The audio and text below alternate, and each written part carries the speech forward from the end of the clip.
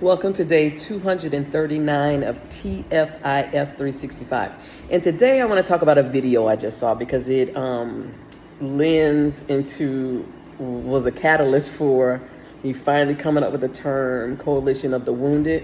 And it is a great example of how marginalized communities who believe in, because we've all been indoctrinated in the same systems, institutions, and policies of white supremacy and anti-blackness, believe in the scarcity of resources, the scarcity of agency, the scarcity of their ability to leverage those resources and agency against each other, because we have been taught that there's only 100%. The privileged have 99.9% of that. 99.9% of that. And we have to fight for the remaining 0.01 of that amongst each other. And what I'm seeing is, and again, I'm about to wade in, is the anti-blackness that is at the root of some, not all, but the loudest pro-Palestinian protesters. Their scholarship, their language, their decisions, their actions are triggering to Black folks in the U.S. because it's rooted in white supremacy and anti-blackness. And this is what I mean about the Coalition of the Wounded, because no one that I've seen believes, one, that a genocide is not happening, and two, that a genocide needs to stop, right? That is not under debate or being questioned. What I'm questioning are the tactics, the languaging, and the actions of pro-Palestinian protesters who have gone beyond just calling for their community not to vote for Harris in ways that dehumanize and demonize Black people who choose not to follow that lead. And we need to be careful. We need to be so careful, because if your fight for liberation, I don't care what it is, requires other people to collectively ignore their own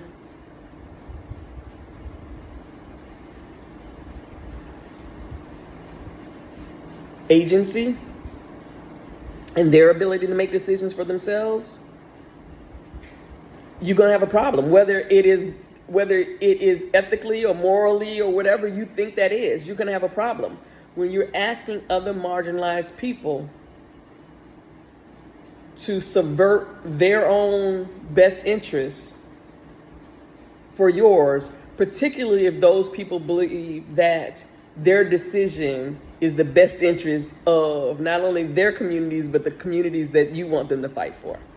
And good, bad, or indifferent, you don't have to agree with it. That is the reality on the ground. And that's the shit that people don't want to. You want to talk about all these hypotheticals, you want to do all the fact that some of these individuals are bringing up the Black civil rights movement and struggle as a weapon against the very people whose relatives, who are some still living, experience, that's the wrong place to go. You cannot get there together if it's about the requirement of folks who are also directly impacted every day. Because this is not them asking white folks who are not impacted by systems, institutions, and policies that are designed to unfairly benefit and provide them with unearned privilege at the expense of the rest of us. This is not them going after the powerful. This is them going after another marginalized group.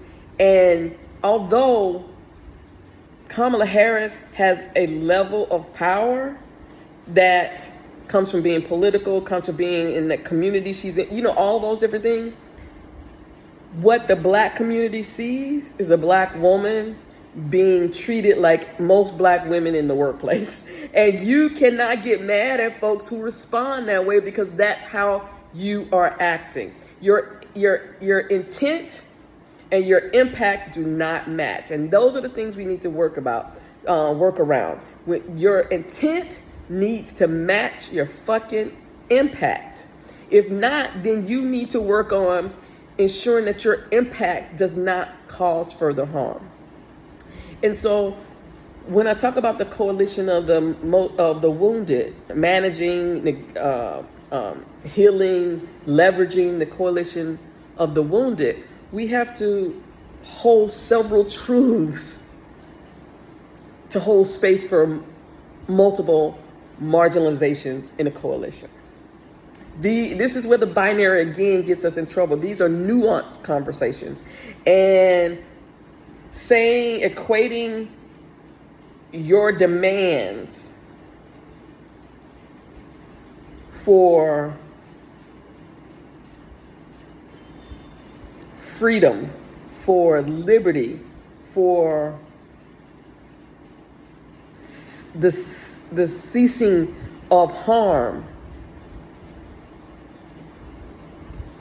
but doing it in a way that would cause other marginalized people to act against their own interests and cause themselves harm, is not practical. And we would never get there. And that's the problem. There are ways this conversation can move. There are ways these initiatives can happen. There are ways this coalition can move forward to get the gains that folks want. But folks have to understand, particularly when you're talking about systems, institutions, and policies, nothing happens quickly. And when those things do end up happening quickly, they crumble, and then they fall and impact and harm the most vulnerable. And so that is my whole point. You can abandon Kamala Harris all you want to. I am not a stand for any politician, because I don't believe any politician can solve any of this thing. What I use my political, the little political capital I have, is for incremental harm reduction initiatives. And I know that does not sound great for people who are actively being harmed every day, and yet it happens around the world every day.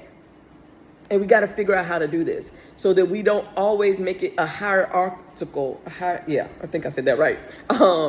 Sometimes that word just gets caught up in my mouth.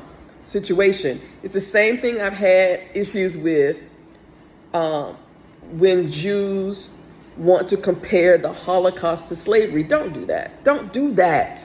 You are doing the work of white supremacy and anti-blackness. Both were abhorrent. Both were disgusting. Both were genocides. Both were horrible. Do not compare them. They are very different, and yet they had the same outcomes. And it leads to pitting each group against each other instead of focusing that energy where it belongs, on addressing systems, institutions, and policies designed to privilege the few at the expense of the many, designed to privilege that 99.99% that will make you believe that 0.01% is worth destroying the coalition that could be built to go after them, to address those issues. It's a distraction. It's a distraction. Again, this is not to minimize the horrific atrocities that are happening globally, and not a but or, and we have to do it in a way that does not cause further harm or expect other marginalized communities to act against their best interests. So until tomorrow, peace. Become a sustaining sponsor at kimcreighton.com/support the work and help make this work happen.